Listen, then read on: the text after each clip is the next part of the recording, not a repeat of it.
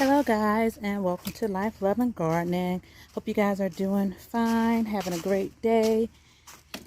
I'm out here in the garden like always, and I am about to try to remove I believe I'm going to remove this tomato plant here. I've been keeping everything under a tarp at night when the temperature drops down to in the 50s or so. Let me show you what I'm talking about. So this tarp right here, or greenhouse plastic, that's what I've been using to kind of keep the temperature warm under here. And everything has been doing pretty good, but I think I have like an infestation of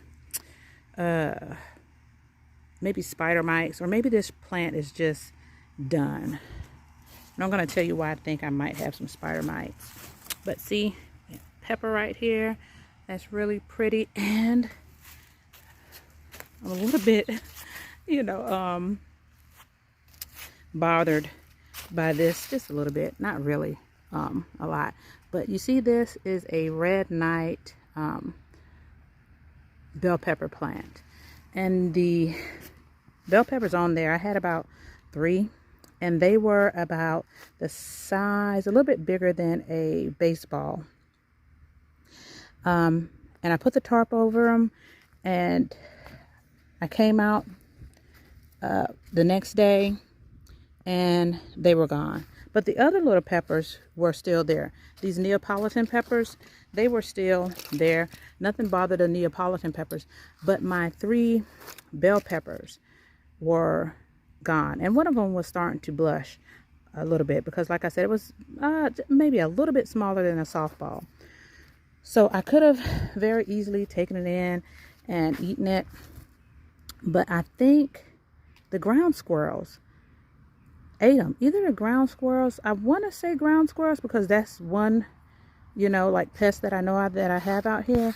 It could have been something bigger because I don't know how the ground squirrels were able to pick it up and carry it off. But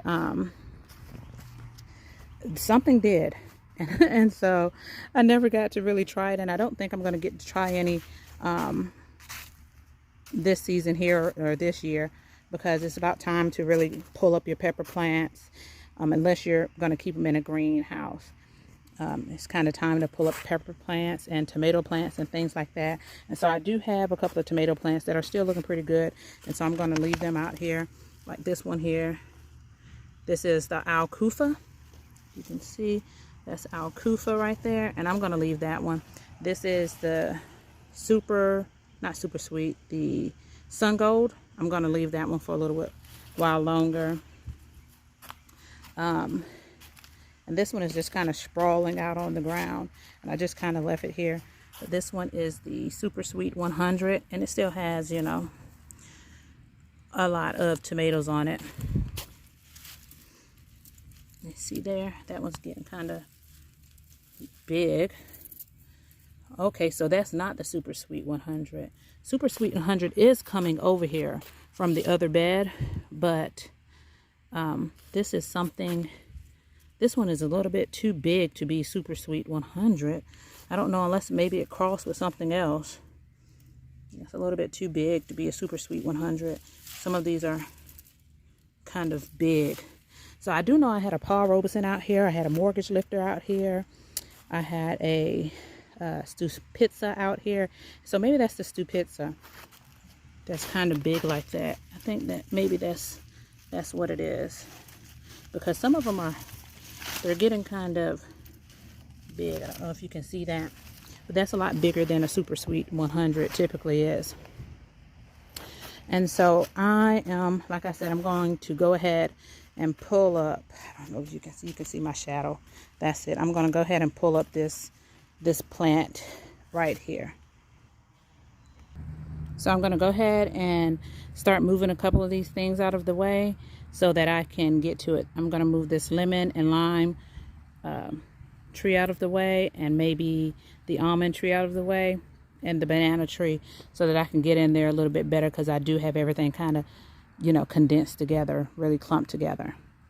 Okay, so like I said, I'm going to go ahead and start moving things out of the way here. so that I can get in here a little bit better.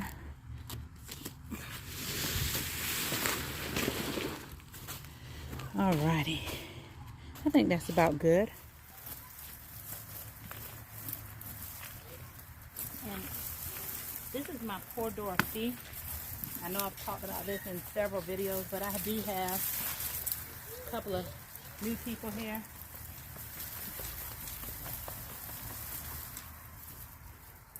Try to loosen up some of this dirt on here. I do have a couple of tomatoes. I've been pulling off of them. Pull up the other one here. The roots are really in here good.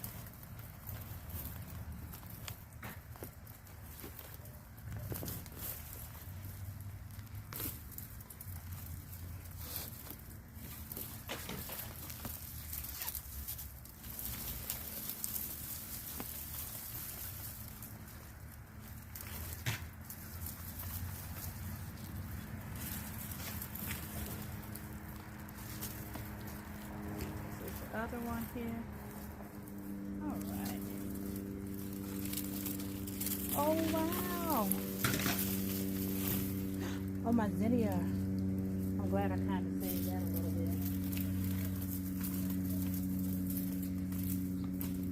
You can see still has some tomatoes on there. And I'll just let these ripen inside the house.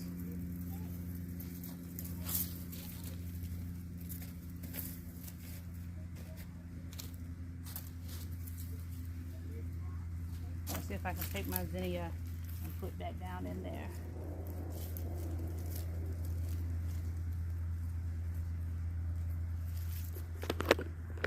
Okay, so that's one of the plants that I pulled out, and another plant right here, and this is one that I broke off a limb here, and it has some maybe egg-sized tomatoes on them. Got a couple more right here.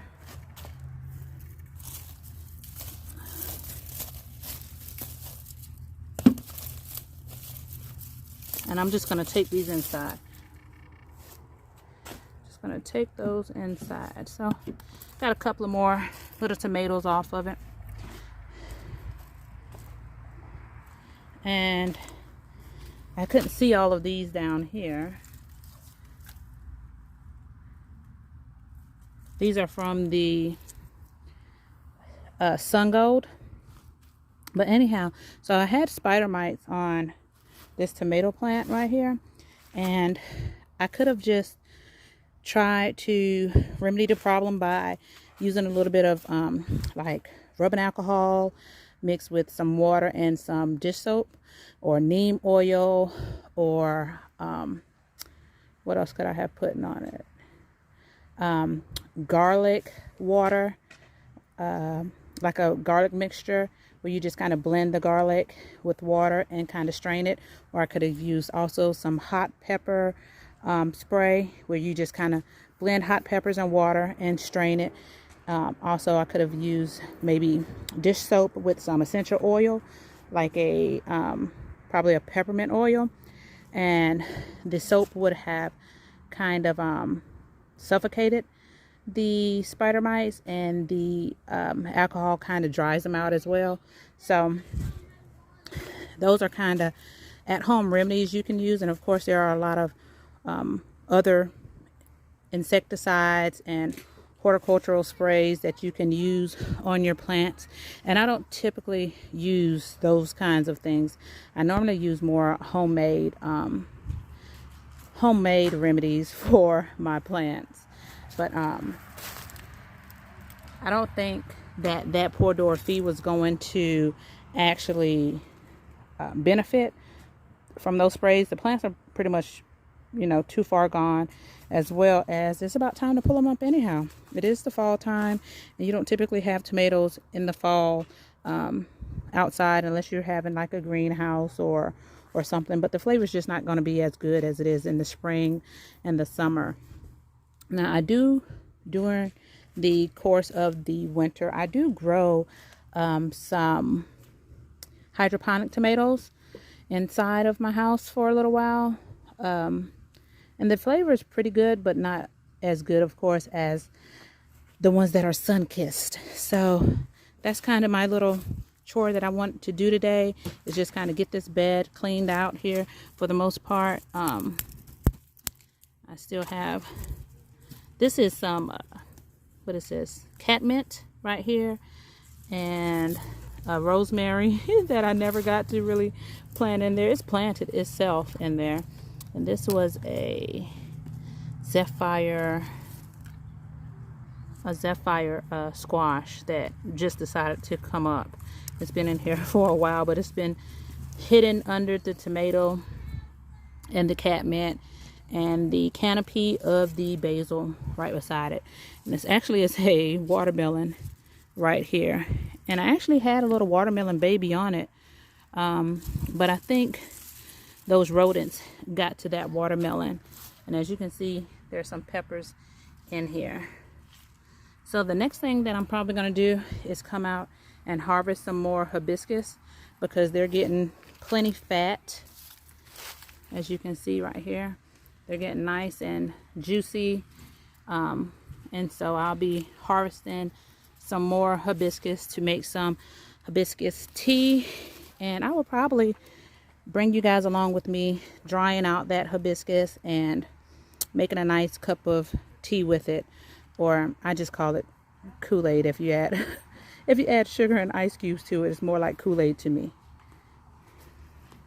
Also, on my list of things to do, probably around about November or so, or after a frost or two has come through, I will dig up these sun apple or sunchokes, Jerusalem artichokes, several different names they go by, but I will dig them up because the blooms on them have completely died. I don't know if you can see that. The sun is going down now. The bloom on them have completely died, and that's what you want to kind of wait for, the blooms to die on them and for the stalks to become woody. They're actually hollow on the inside, and so they will come woody, and then they typically are a little bit sweeter after you let them get hit by frost 1 or 2 times. They're really nice and crisp. So I'm going to bring you guys along for that journey too. So I'm just going to kind of put these things back. I'm going to go ahead and throw my tarp back over these plants here, and then I will be seeing you guys in the next video. So glad you guys are here with me. Please don't forget to like, comment, subscribe, and share. I do enjoy interacting with you guys and saying hi, even if you just stop by and say hi. I love it. See you guys later. Be blessed. Bye.